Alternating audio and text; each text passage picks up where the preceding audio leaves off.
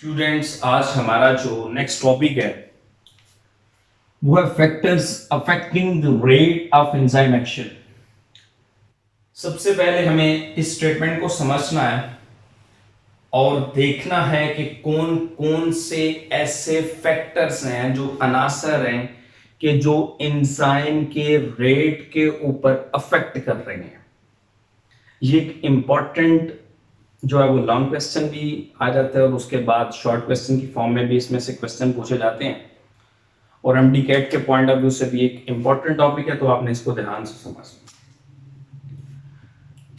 कि कौन से ऐसे फैक्टर्स हैं कि जो अफेक्ट कर रहे हैं इसके ऊपर रेट ऑफ एंजाइम एक्शन के ऊपर। एंजाइम का जो अमल करना है, जो एंजाइम का काम करना है, उसके ऊपर कौन से फैक्टर्स हैं कि जो अफेक्ट कर रहे हैं उसके रेट के ऊपर। रेट क्या है? रेट को अगर हम सिंपली डिफाइन करें तो हम कहेंगे कि स्पीड है।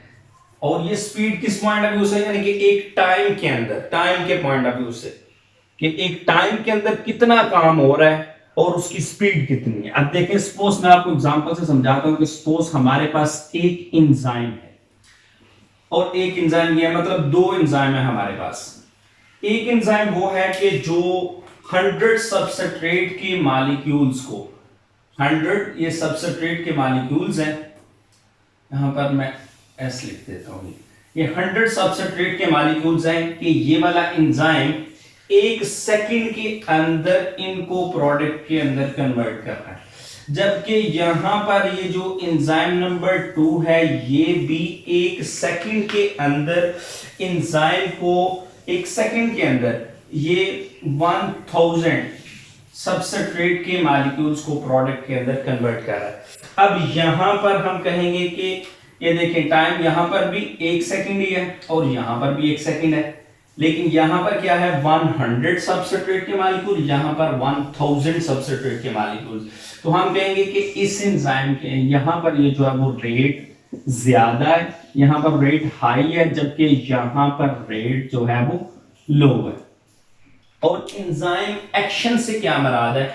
आपको पता है कि एंजाइम जो है एक कैटालिस्ट के तौर पे एक्ट कर रहा होता है, इसको हम बायो कैटालिस्ट भी कहते हैं। इसका काम क्या होता है कि इसने, फॉर एग्जांपल यहां पर हम देखें कि सपोज कि यहां पर सपोज ये हमारे पास एक एंजाइम है और ये हमारे पास एक सबस्ट्रेट का मॉलिक्यूल है। ये सबस्ट्रेट है, ये एंजाइम है। ये पीछे हम पढ़ चुके हैं कि ये एंजाइम सबस्ट्रेट कॉम्प्लेक्स बनेगा और ये इसको प्रोडक्ट के अंदर बाद में कन्वर्ट कर देगा और एंजाइम बाकी पीछे का वैसे ही हमें मिल जाता है। एंजाइम सबस्ट्रेट कॉम्प्लेक्स इसको कहते हैं। अब यहां पर देखें कि ये जो एंजाइम का सबस्ट्रेट को प्रोडक्ट के अंदर कन्वर्ट करना है, ये एंजाइम का एक्शन कहलाता है। अब हमने देखना है कि एक एंजाइम के ऊपर कौन कौन से ऐसे फैक्टर्स हैं कि जो अफेक्ट करते हैं उसके ऊपर, और उसका जो रेट है, मतलब कि सबस्ट्रेट को प्रोडक्ट में कन्वर्ट करने का जो रेट है, जो स्पीड है, वो कैसे, किन फैक्टर्स की वजह से ज्यादा होती है, कब ज्यादा होती है और कब जो है वो कम होती है। तो ये सारा हम इस लेक्चर के अंदर डिस्कस करेंगे। तमाम के तमाम जितने भी एंजाइम्स हैं, आपको पता है कि उनकी एक स्पेसिफिक नेचर होती है, लिहाजा वो एक खास तरह के, एक स्पेसिफिक सबस्ट्रेट को ही प्रोडक्ट के अंदर कन्वर्ट कर सकते हैं। एक खास तरह का एंजाइम एक खास तरह के सबस्ट्रेट को ही प्रोडक्ट के अंदर कन्वर्ट कर सकता है। क्यों वो खास तरह के सबस्ट्रेट को ही प्रोडक्ट के अंदर कन्वर्ट कर सकता है? क्योंकि उसकी अपनी एक स्पेसिफिक केमिस्ट्री होती है और उसके साथ साथ अपनी एक स्पेसिफिक शेप होती है। अपनी एक स्पेसिफिक केमिस्ट्री और अपनी एक स्पेसिफिक शेप होने की वजह से हम कहते हैं कि वो खास तरह के सबस्ट्रेट को ही प्रोडक्ट के अंदर कन्वर्ट कर देता है। लेकिन अगर उसकी केमिस्ट्री या शेप के अंदर, उसकी जो ग्लोबुलर शेप है उसके अंदर, या उसकी जो केमिस्ट्री है उसके अंदर जो प्रोटीन की बनी हुई, अमीनो एसिड की बनी हुई जो चेन्स है, उसके अंदर कोई चेंजिंग आ जाती है, या उसकी शेप के अंदर, ग्लोबुलर शेप से शेप उसकी डिस्टर्ब हो जाती है, जिसको हम डीनेचरेशन ऑफ एंजाइम कहते हैं। जब इस तरह का कोई काम हो जाता है तो क्या होता है कि इसकी वजह से, मतलब कि वो जो चेंज आई है, एंजाइम की शेप चेंज हो गई है या उसकी केमिस्ट्री चेंज हो गई है, उसकी शेप या केमिस्ट्री चेंज करने की जो वजूहात हैं वो कौन कौन से फैक्टर्स कर रहे हैं, वो फैक्टर्स को हम वन बाय वन डिस्कस करेंगे कि कौन कौन से फैक्टर्स हैं, कौन कौन से ऐसे अनासर हैं कि जो एंजाइम की केमिस्ट्री और एंजाइम की शेप को चेंज कर रहे हैं, तब्दील कर रहे हैं, उनको हम देखेंगे। वो मेजर 4 फैक्टर्स हैं कि जिनकी वजह से एंजाइम के रेट के ऊपर अफेक्ट होता है, क्योंकि जब उसकी शेप चेंज होगी ना तो उसके रेट के ऊपर अफेक्ट होगा। जाहिर सी बात है, जब उसकी शेप प्रॉपर नहीं रहेगी तो वो खास तरह के सबस्ट्रेट को प्रोडक्ट के अंदर कन्वर्ट नहीं कर पाएगा। जब उसकी केमिस्ट्री ठीक नहीं रहेगी तो वो खास तरह के सबस्ट्रेट को प्रोडक्ट के अंदर कन्वर्ट नहीं कर पाएगा, क्योंकि वो किसी सबस्ट्रेट को पहचान ही नहीं सकेगा। अब ये जो 4 फैक्टर्स हैं वो कौन कौन से हैं? सबसे पहले एंजाइम की कंसंट्रेशन, उसके बाद सबस्ट्रेट की कंसंट्रेशन की वजह से भी एंजाइम के रेट के, एंजाइम का जो एंजाइम एक्शन है उसके रेट के ऊपर अफेक्ट होता है। उसके बाद टेम्परेचर की वजह से भी एंजाइम एक्शन के रेट के ऊपर अफेक्ट होता है। पीएच की वजह से भी एंजाइम एक्शन के रेट के ऊपर अफेक्ट होता है। ये 4 फैक्टर्स हैं कि जिनकी वजह से एंजाइम जो काम कर रहा होता है उसके ऊपर अफेक्ट हो सकता है, इन 4 फैक्टर्स की वजह से, इन 4 अनासर की वजह से। इनको, इनमें से जो 2 है, एंजाइम की कंसंट्रेशन और सबस्ट्रेट की कंसंट्रेशन, ये आज हम इस लेक्चर के अंदर डिस्कस करेंगे, और जो टेम्परेचर और पीएच है वो इंशाल्लाह हम नेक्स्ट लेक्चर के अंदर डिस्कस करेंगे। सबसे पहले अब हम पहला फैक्टर पढ़ने लगे हैं, वो क्या है? एंजाइम की कंसंट्रेशन।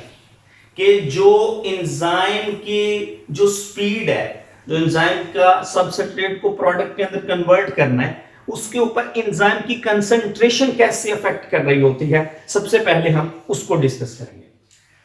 अब देखें कि सपोज के हमारे पास एंजाइम मौजूद है, एक एंजाइम की कंसंट्रेशन हमारे पास मौजूद है, कि यहां पर मैं आपको सिंपली यहां पर इसको मैं एरेज कर देता हूं, सिंपली मैं आपको समझा कि सपोज के हमारे पास यहां पर ये एक एंजाइम है, ये दूसरा एंजाइम है, ये तीसरा है, ये चौथा है, ये 5 में, ये 5 हमारे पास, पहले हम 3 लिखते हैं, ये हमारे पास 3 एंजाइम है मौजूदा तौर पर, ठीक है।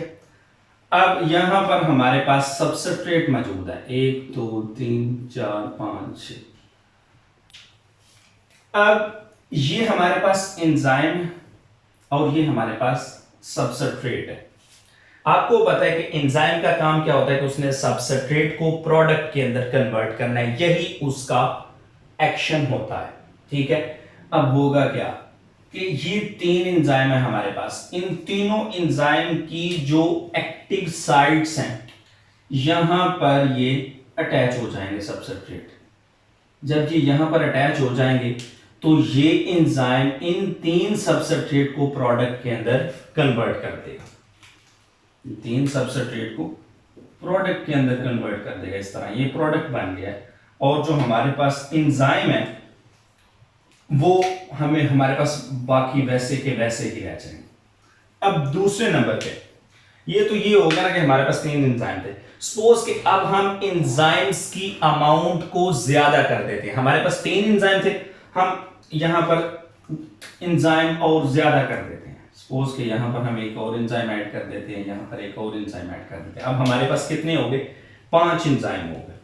अब जब एंजाइम ज्यादा हुए तो क्या हुआ कि जो एक्टिव साइट्स थी वो भी ज्यादा हो गई। पहले 3 एक्टिव साइट्स थी, अब 2 मजीद एक्टिव साइट बढ़ गई। एक्टिव साइट के ऊपर काफी मेरा जो लेक्चर है वो पहले पढ़ा हुआ है, वो आप लोग वहां से सुन सकते हैं एक्टिव साइट क्या होती है। अब यहाँ पे रिपीट नहीं इसको किया जाएगा कि ये हमारे पास एक एंजाइम है, एक ये एंजाइम है, इसको हमने ज्यादा कर दिया, एंजाइम की अमाउंट को ज्यादा किया। तो एंजाइम की अमाउंट को ज्यादा करने से क्या मराद है कि एंजाइम के जो एक्टिव साइट है वो ज्यादा होगी।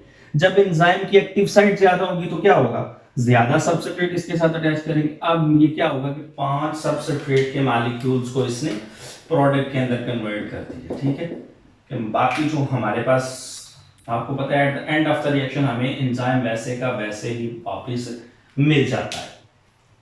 तो यहां पर भी ये लिखा हुआ है कि पहले तो थी कि एंजाइम की कंसंट्रेशन एक नॉर्मल थी 3 थे, तो हमने कहा सबस्ट्रेट को उसने प्रोडक्ट के अंदर करना। अब हमने क्या किया सेकंड कंडीशन के अंदर कि एंजाइम की अमाउंट को ज्यादा कर दिया, 3 से 5 कर दिया। कि जब एंजाइम की कंसंट्रेशन को हमने ज्यादा किया तो हमने कहा कि एंजाइम की कंसंट्रेशन डायरेक्टली प्रोपोर्शनल है नंबर ऑफ एक्टिव साइट्स के ऊपर। डायरेक्टली प्रोपोर्शनल से मराद ये है कि अगर एक चीज ज्यादा हो रही है तो दूसरी चीज भी ज्यादा ही होगी।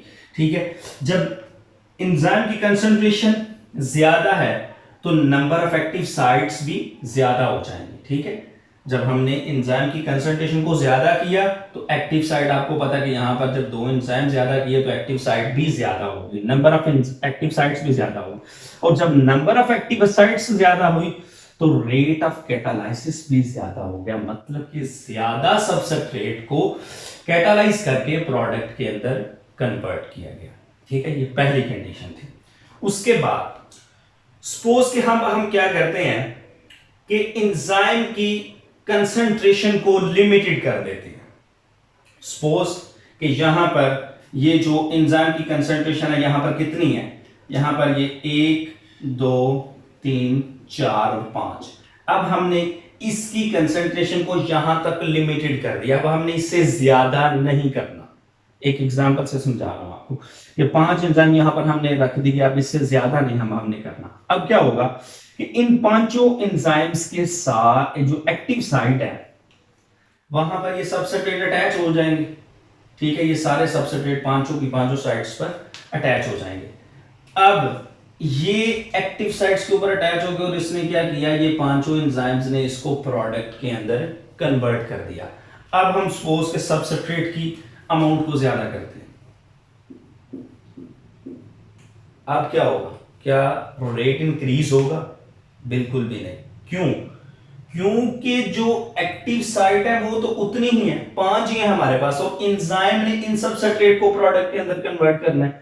ये 5 जो है यहां पर 1 2 3 4 5, ये जो 5 है ये अटैच हो गई और इसको प्रोडक्ट के अंदर कन्वर्ट कर दिया।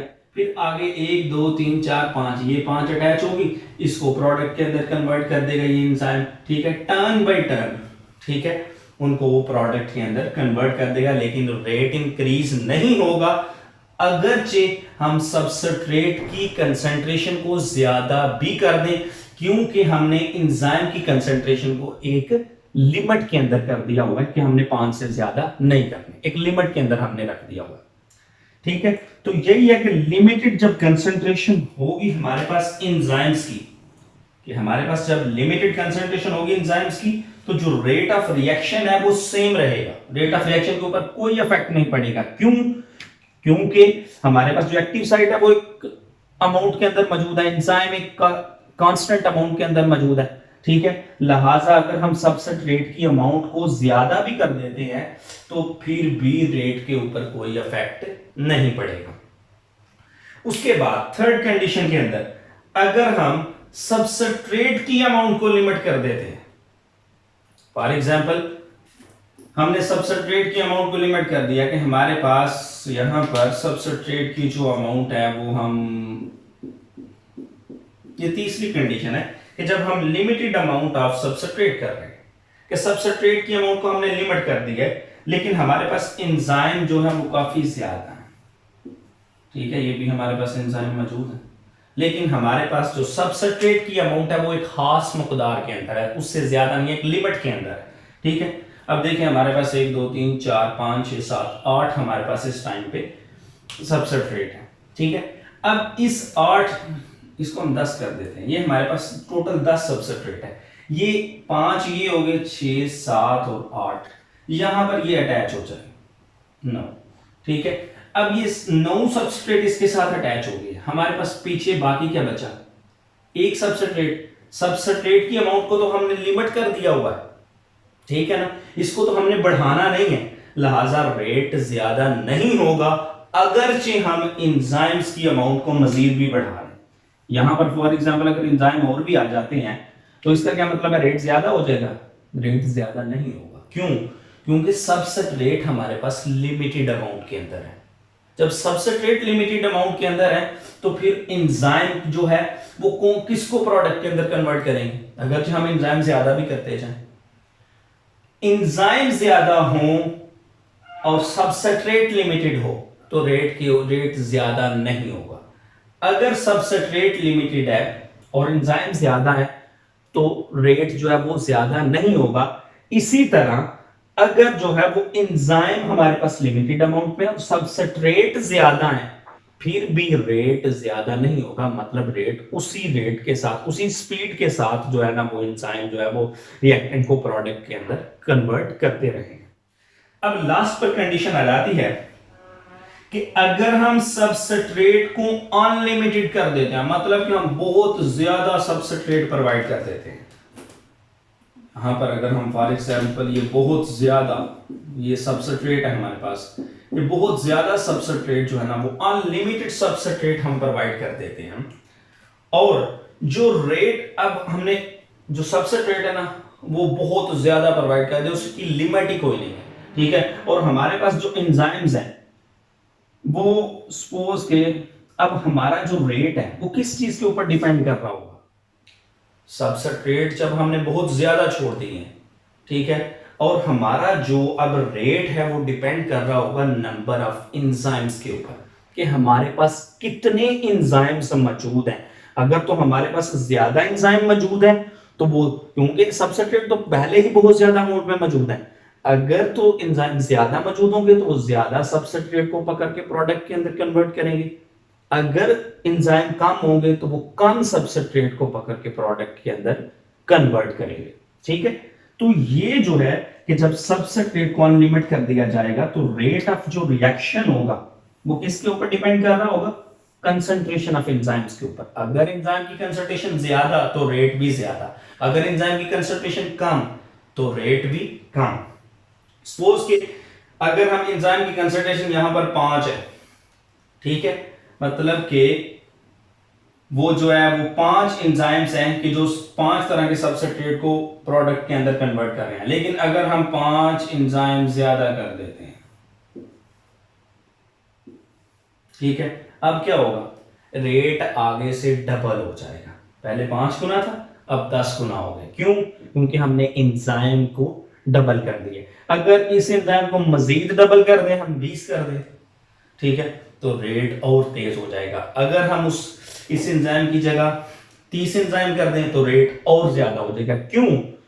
क्योंकि सबस्ट्रेट की जो अमाउंट है वो ज्यादा होती जा रही है।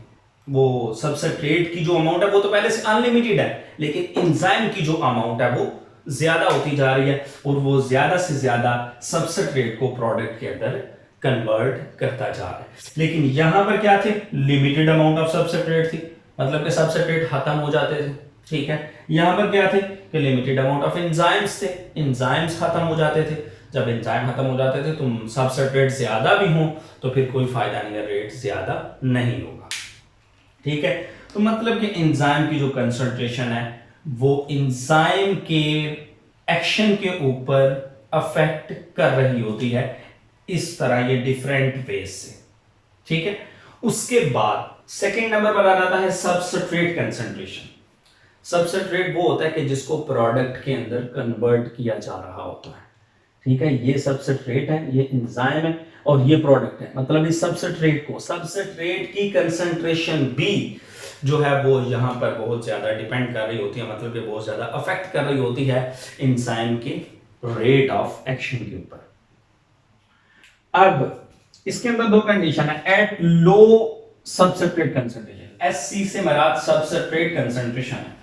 जब सबस्ट्रेट की कंसंट्रेशन हमारे पास कम होगी, मतलब कि हमारे पास सबस्ट्रेट के मॉलिक्यूल फॉर एग्जांपल कम है, 1 2 3 4, ठीक है, तो वो जो रेट ऑफ रिएक्शन होगा वो किसके ऊपर डिपेंड कर रहा होगा? सबस्ट्रेट की कंसंट्रेशन के ऊपर। मतलब कि सबस्ट्रेट ज्यादा होंगे तो रेट ज्यादा होगा एट लो सबस्ट्रेट कंसंट्रेशन, ठीक है। लो सबस्ट्रेट कंसंट्रेशन से क्या मुराद है कि एंजाइम हमारे पास हाई सबस्ट्रेट कंसंट्रेशन के अंदर है, सॉरी एंजाइम हमारे पास हाई अमाउंट के अंदर है, ज्यादा अमाउंट के अंदर मौजूद है, ठीक है।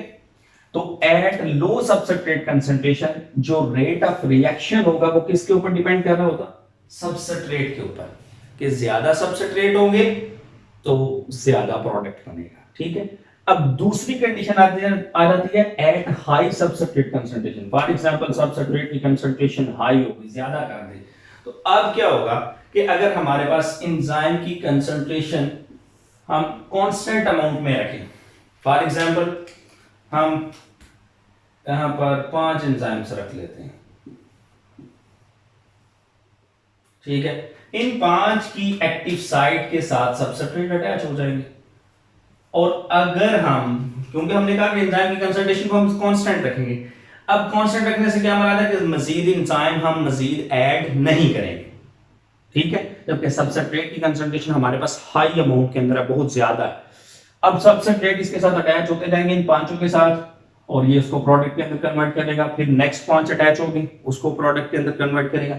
इस तरह रेट जो है वो एक कांस्टेंट अमाउंट पर चला जाएगा। किस तरह से, मैं एक ग्राफ के थ्रू आपको समझाता हूं कि यहां पर ये ग्राफ ड्रॉ किया हुआ है कि एक साइड पे हमने सबस्ट्रेट की कंसंट्रेशन को रखा हुआ है, ठीक है, और दूसरी साइड पे हमने रेट को रखा हुआ है। रेट से मतलब क्या है, स्पीड ऑफ एक्शन, एंजाइम का जो स्पीड ऑफ एक्शन होता है उसको हम रेट कह रहे हैं।